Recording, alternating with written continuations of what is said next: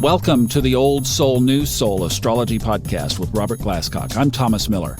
You know, if you could be Robert for a second, and here's a new client that has come to you for an astrological reading, and you cast the chart, where do your eyes first fall on that chart? We're going to find out today why one house in particular has become a focal point for Robert, so much that he wrote a pamphlet about it, which is on Amazon. If you search up Robert Glasscock, you get the pamphlet about this house. I'm not going to give it away with the title yet. Robert, let's let a little bit of suspense be in here. What house, or when you cast a chart and look at it for the first time, what gravitates you? The sixth. The sixth house. Whoa. Yes. I knew that. Why? Oh, of course, you're reading the old books, and it's absolutely true. Work and occupation. But it's more, and it's also health. And I don't know when. I think this probably happened gradually, but I began to realize that this house, in terms of health, let's say, rules not only physiological health, but also psychological health. And I realized this is the house, the sixth house, that comes just before the seventh, which is where we emerge into the public sphere, the upper half of our chart, compared to the private sphere, which is below the ascendant-descendant horizon line.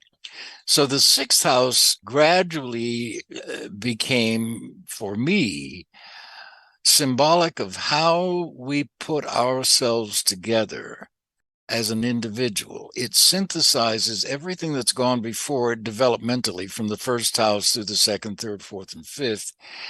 And finally, in the sixth house, we begin to try and put together all of the facets of our life as they exist up, and also for the rest of our lives. This is how we either become whole and, let's say, ease, because dis-ease is what this house indicates. When you've got a state of dis-ease or conflict in archetypes, let's say energies, that leads to actual physical as well as mental dis-ease, a lack of ease.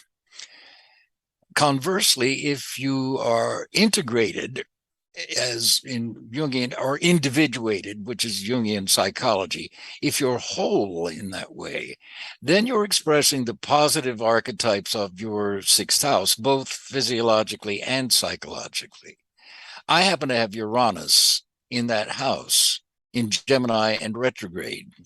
And it's absolutely true for me. I am a very Uranian kind of guy, not only in terms of what I do for a living, which is both astrology, which is Uranus, and writing for television, which is also Uranus, in Gemini, again, of communications. So from birth, I was aware there's nobody else out there like me. I don't see any other people whose lives I want to emulate. In fact, when I looked around, I thought, every couple that I see, like my parents, I don't want that kind of life. I was very independent from very, very young. Moon and Aries is part of that. But I put myself together through Uranus and Gemini. And as it turned out, astrology found me, literally, as you know, when I was 20, just about to be 21. And from that day forward, I've put myself together, understood myself and my life through astrology. And that's my sixth house, with Uranus in it at birth in Gemini. And of course, it happens to be trine my sun, which is the life force. So good for me. And thank you, God, for bringing astrology into my life, because it's absolutely kept me alive. Well, I would have been dead long ago, truly, with my horoscope, if I had been unconscious. And that's what these horoscopes make you, is they give you a pathway to consciousness. So I look at a person's sixth house chart as being their psychological health, of house of psychological self-integration, or lack of it. If you have hard aspects there, you can see. So I, for example, have Uranus squared Jupiter. So of course, one of the things I have to watch out for are excesses of all kinds, not only in food and drink, but also in terms of speech and opinions and controversies, because Uranus squared Jupiter, already I'm a Libra, so I will argue with anybody for the rest of their lives if they let me. But it's the same thing with Uranus square Jupiter. I can say things that I later regret if I say them impulsively and thoughtlessly and without compassion and without a sense of understanding. So you have Mercury and Jupiter and Sagittarius in your sixth house. So you can know that higher knowledge is the way that you put yourself together. You're also eternally optimistic with this. No matter what happens to you in life, you figure this is a lesson that I am meant to learn and meant to grow from. And as you know, Sagittarius is associated with religion. So in your life, that's played a really strong role in your life. And what's happened with you is with Mercury and Jupiter there, your whole life, I want to learn. I want to know more. I want to take this as far as I can in a really positive way. And I want to communicate this to as many people as I can. I'm a teacher. I'm a healer. I'm a thinker. I'm a talker. I'm a traveler. I'm an explorer, on and on and on. So you will instinctively resist anything that constrains you. And in fact, what you did was to outgrow the religions that of your childhood. It's not that they're bad, wrong, or indifferent. It's that you outgrew them. You began to understand, okay, here's what religion is teaching me. Let me think about this. Let me explore this, because you're always exploring. And gradually you realize these are stories at a certain level about God. Meanwhile, I've discovered other ways to be in contact with what we call God, with that kind of consciousness, that go beyond what I was told. So it's not a matter of you slamming the door on your religious past. It's a matter of outgrowing it. It still is the basis for the way you live, really, except you've taken it onto this higher philosophical and metaphysical plane with Mercury and Jupiter there. And that's how you put yourself together. You're a born communicator with that. And you mentioned your square. I've got a square to Pluto. And I look at Pluto automatically. I think, okay, if you're going to be obsessive compulsive, that's where you're going to be obsessive compulsive. And in your case, it has to do with your work, Virgo, and your communications and your thought. Everything that you do really is in Virgo. Well, and as a kid, I was going into the ministry to tell a lot of people that they were going to hell when they died. And now, so you've outgrown that notion of hell with the fire, the brimstone, and the devil, and the horned tail, and pitchforks, and all of that, which is fine. It's just a little childish in terms of the truth. And it is something that a child can understand. One of my issues with revealed religions, or religions in general, is they don't permit questioning. And you are all about questioning. You question everything. With Pluto in Virgo square that Mercury and Jupiter, you have since day one. You know, what's amazing is it took so long for me to question that. But boy, once I did. Well, you know, if you go back to Martin Luther, for example, the Protestant Reformation, and I love this one. He nailed his, 96? I forget the number. All these proclamations, 95, that he nailed onto the door of the Catholic Church. And one of them flat says, reason is a whore that must be plucked from the eye of every Christian, period.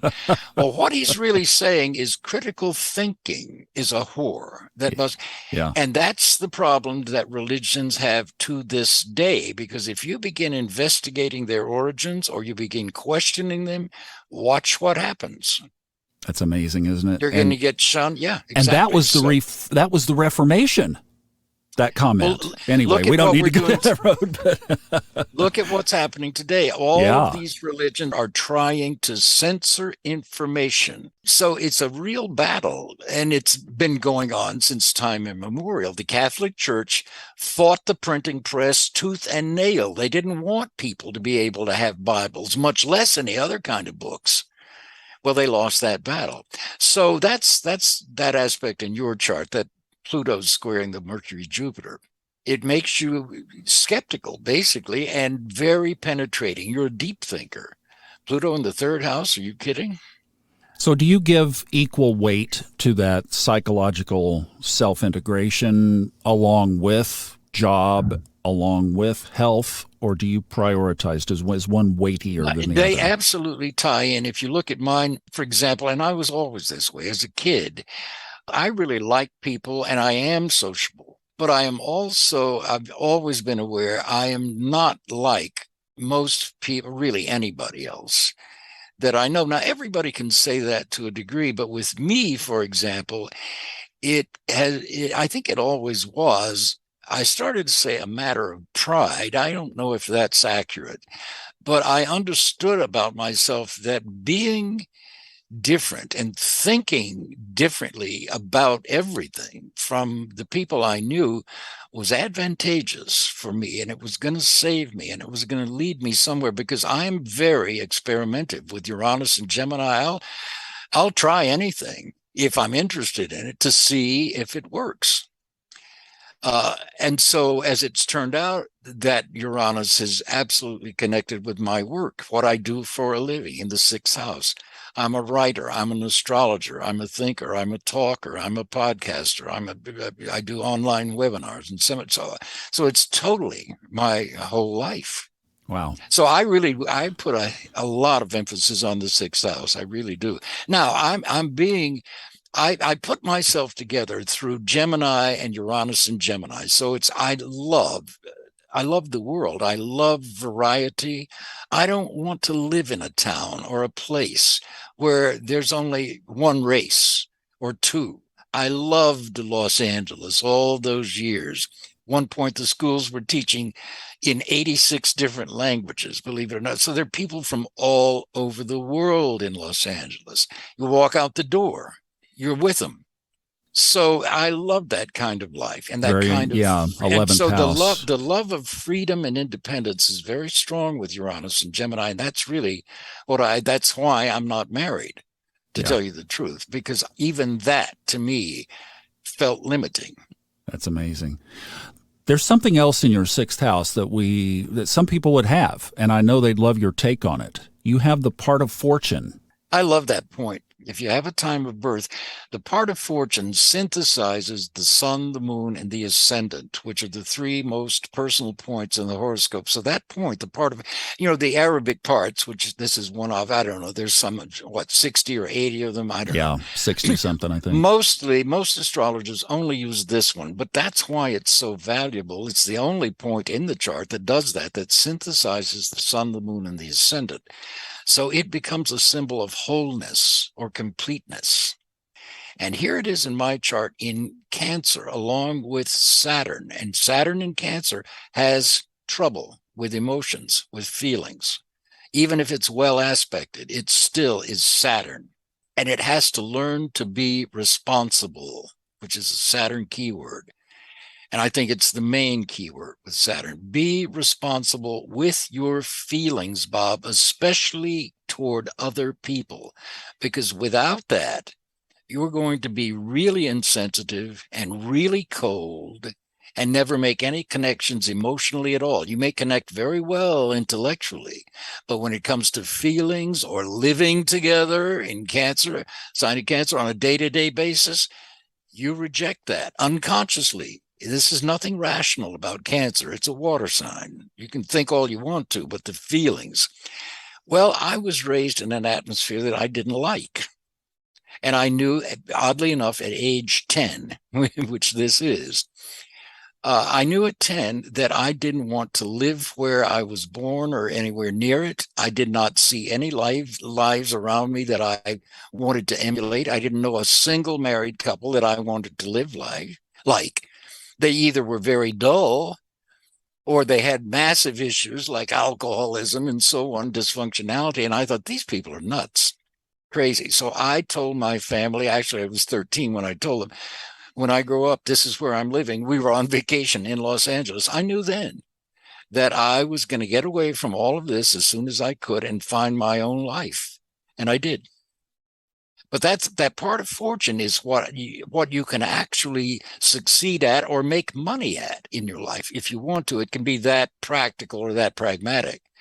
So, in fact, what I do for a living is to consult people, which is Saturn in the seventh. It's accidentally dignified when it's in the seventh. But I have to learn how to be responsible for the Cancerian traits, namely feelings and compassion and a sense of protection and nurturing.